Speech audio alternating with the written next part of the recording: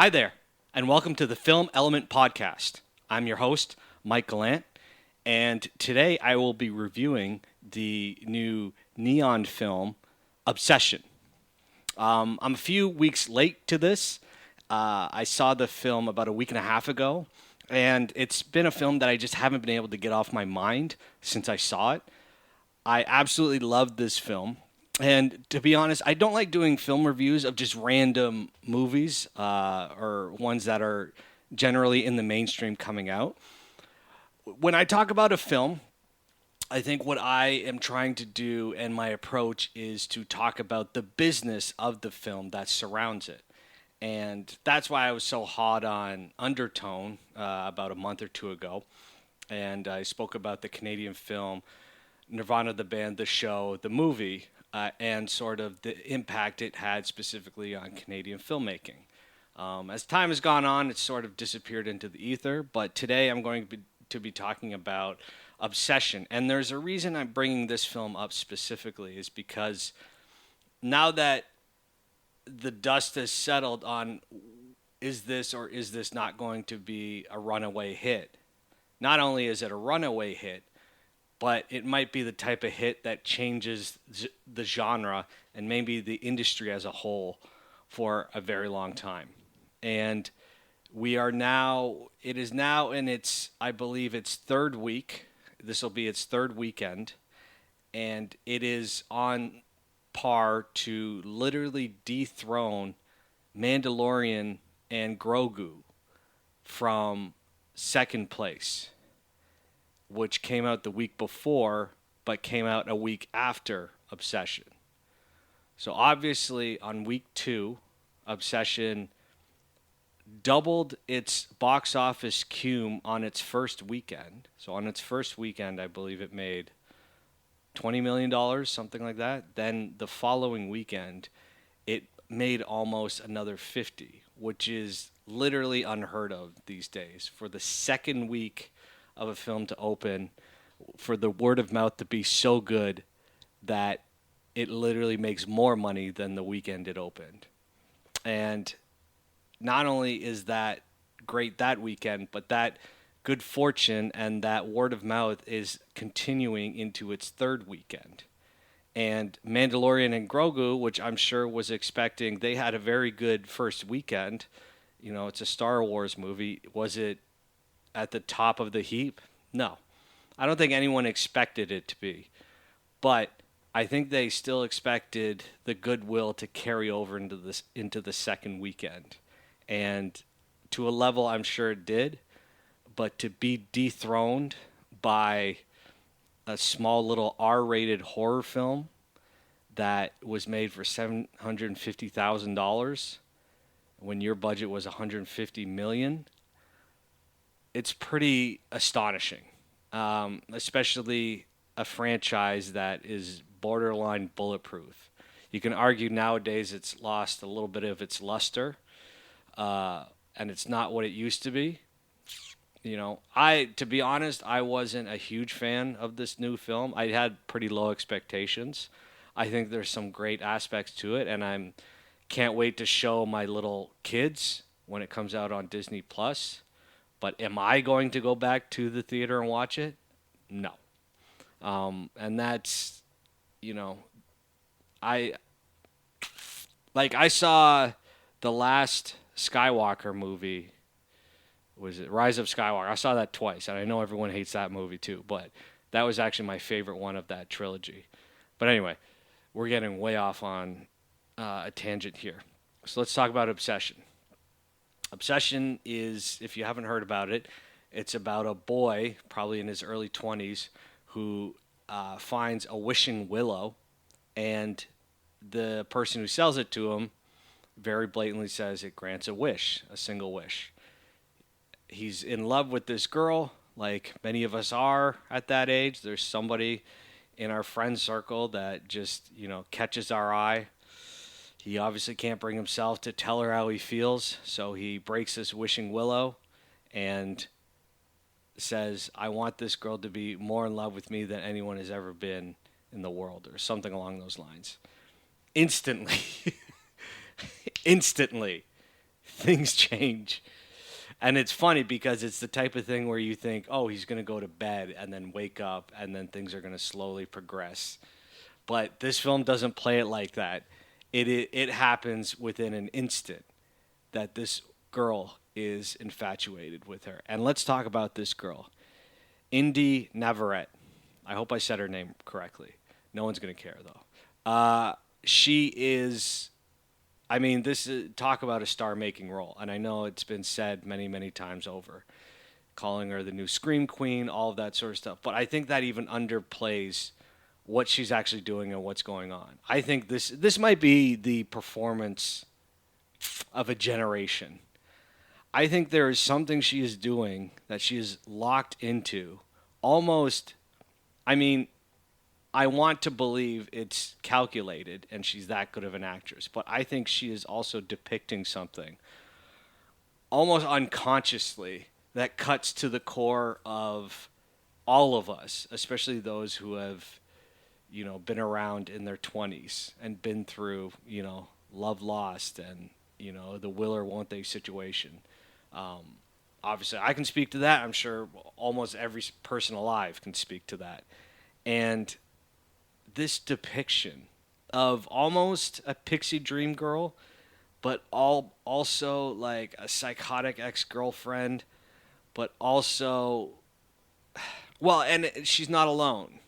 The actor that plays Bear, who makes the wish, and he's the lead character, he is doing some incredible work too. And I think the counterbalance to her craziness, but his fear of that craziness, is so well performed and so well thought out. And I can't believe the director of this film is 25 with the insight into human nature that this person has that I don't think I've seen in, seasoned directors. Uh, it's astonishing. And I also found myself, not only was I horrified, obviously, at all the moments I was supposed to be horrified, but I was laughing a lot at a lot of the horror too. Uh, it unnerves you in such a fun way. When I was talking about Undertone a few months ago, I said that horror film is the type of horror film you never want to see again, which I then I ironically saw it twice. And it did not get easier the second time. But do I want to see it a third? I absolutely do not. Uh, Twice was enough. The second time it scared me even more, if that's possible. I don't know how or why, but it did. Do I want to see Obsession again? Absolutely. I can't wait to watch this again with my wife, and maybe once or twice after that. I think this is one of the most fun experiences I've had during a horror film. And it's this coming of age relatability that had, like, this is a rom-com gone crazy awry, but with intense insights into what it's like to be 20 years old, stuck in a small town, but have this girl that you're kind of infatuated with in your friend circle. But even if you go and hit her up, it throws off the dynamic of your friendship. And is she even the one, or is it is it the other friend that is really the one you should be with? There's all of these great little nuances and human interactions that are going on underneath the surface. And then all hell breaks loose when the wish is granted, and Nikki, Freaky Nikki, becomes this crazed, obsessed, arguably a demon, and terrorizes Bear. And there's a lot of commentary on, consent and the way that Bear has knowingly imprisoned Nikki in this person, in this demon shell body. Because, and spoiler alert, if you haven't seen it, I'm not sure why you're listening to this review now, But if you haven't seen it, just so you know, I'm going to start spoiling. At one point, she reveals that she is trapped inside this body, and she's begging Bear to let her out. And the only way Bear or Nikki can really figure out how to do that is if Bear kills her. Now, clearly, Bear is not going to do that. But you can, the way he responds to Nikki is odd and very unbecoming and sort of shows his character. He's not just a nice guy.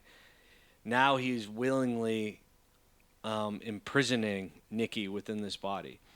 I've heard critics say that the problem with this film is that Bear doesn't have choices.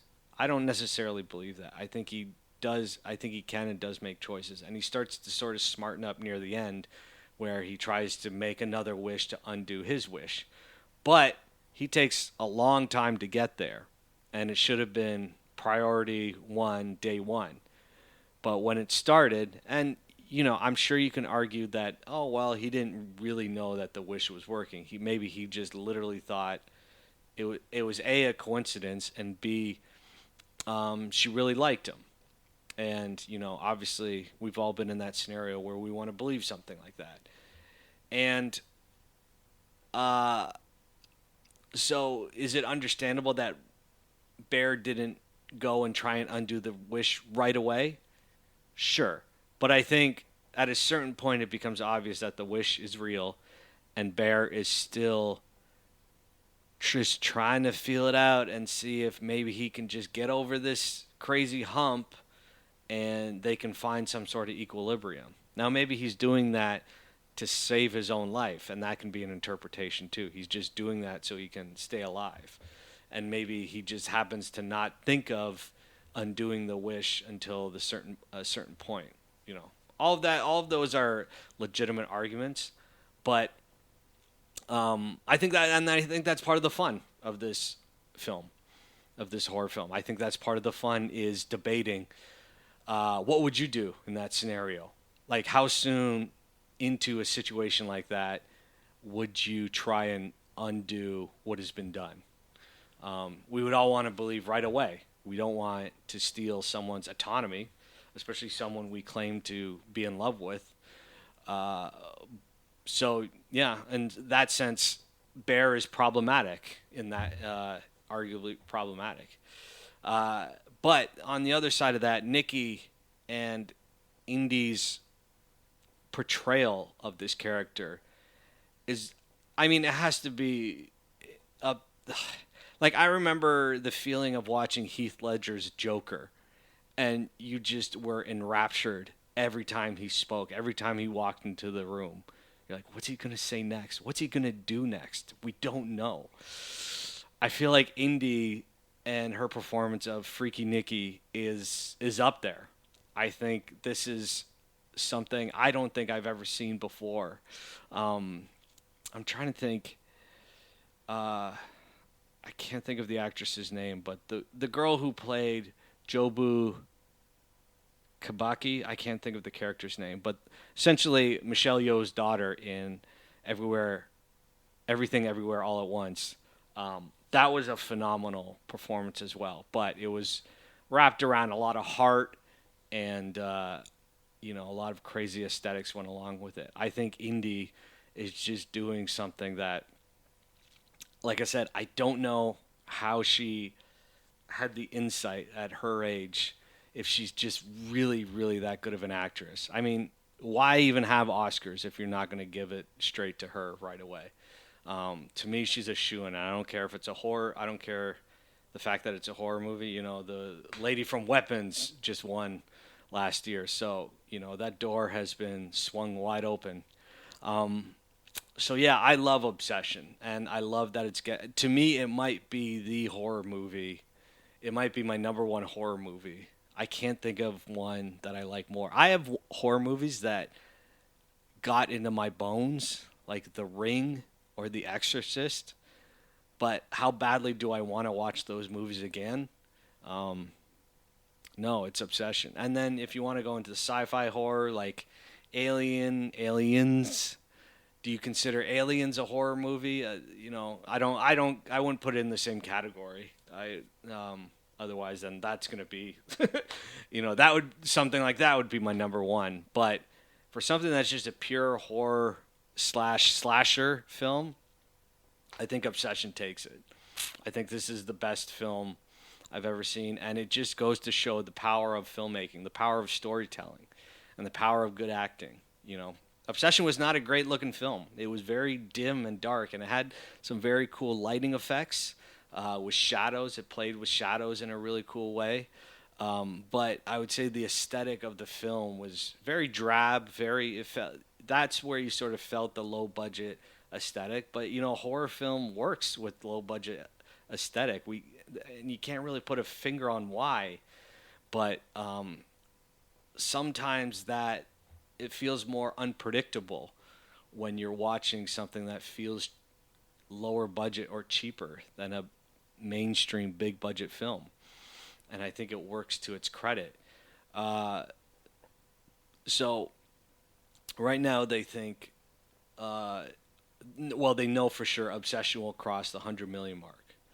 And that would mean it's made 100 times its budget. Now, a director friend of mine, was actually at the screening of Obsession when it premiered at TIFF. He went to 2 screenings of it. He went to the opening night, and then he went to another one. And he was just telling me yesterday, this is a director I'm actually working for as an editor, and we're directing. He just directed a horror film, so I'm editing a horror film right now. So I feel very connected to the genre right now. And actually, the film we're working on is fantastic, and it has very similar themes to Obsession. So I'm really, really into it right now. He said that during the screening, the opening night screening, pandemonium broke out between many different studios who just got up out of their seat, started calling and shouting, and said, "Get me this movie. Pay whatever you got to pay to get it." And I believe it was between $10 and $20 million. Neon got it for maybe about 14. So that's a start. You make a film arguably for $750,000. Now, is that the real price tag? Sometimes it's even lower than that. Sometimes they juice it up just to have a story out there.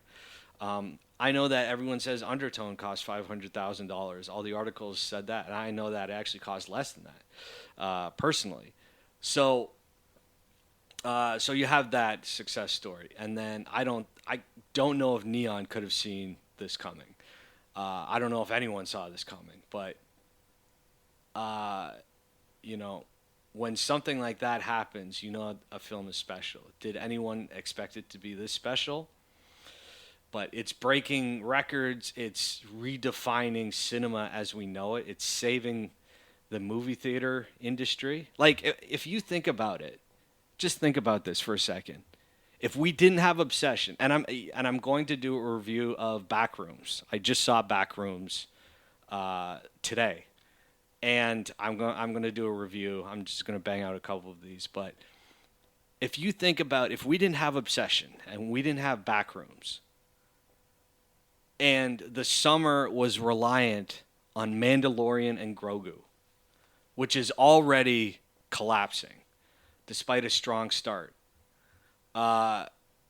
Imagine what theater owners must be thinking.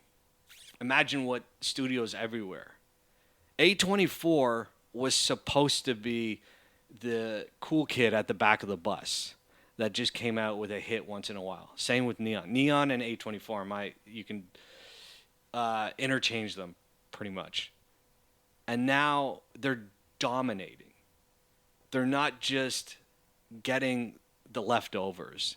They are now defining what cinema is.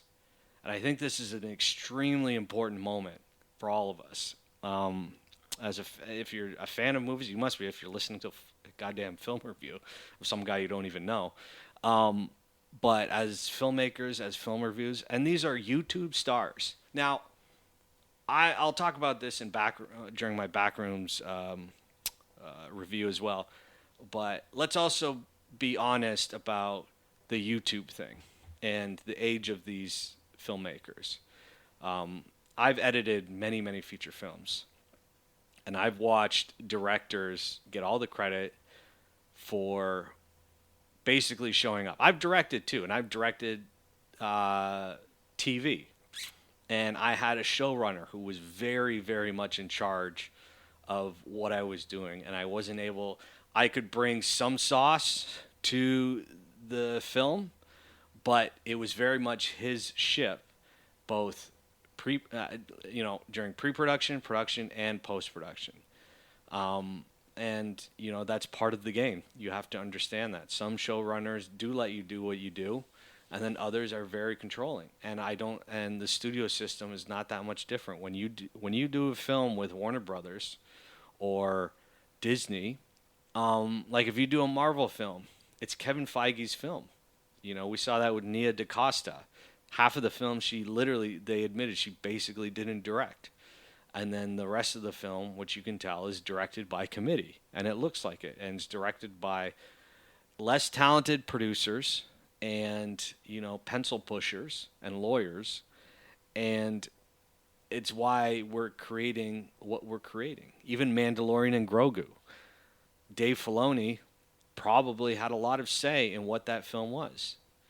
Is Jon Favreau as good of a director as we're supposed to believe? He made Iron Man 1, and then that's basically it. Iron Man 2 didn't do much.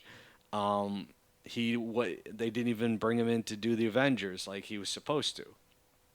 Zathura? I mean, I love Swingers. So Swingers and Iron Man 1, that's Jon Favreau's real claim to fame. But those works are directed when you're in those big studio systems. They're directed by committee. They can say everything they want I know a lot of directors negotiate Final Cut. Christopher Nolan is a good example. I'm sure James Cameron, no one's going to tell him. Scorsese, all these big names, Spielberg, all these big names, they probably don't have people to answer to. But a 20-year-old director, now that's Kane Parsons, director of Backrooms, and then, oh my God, I'm sorry if I can't remember the director's name of Obsession, but he's 25 and he's a YouTube kid.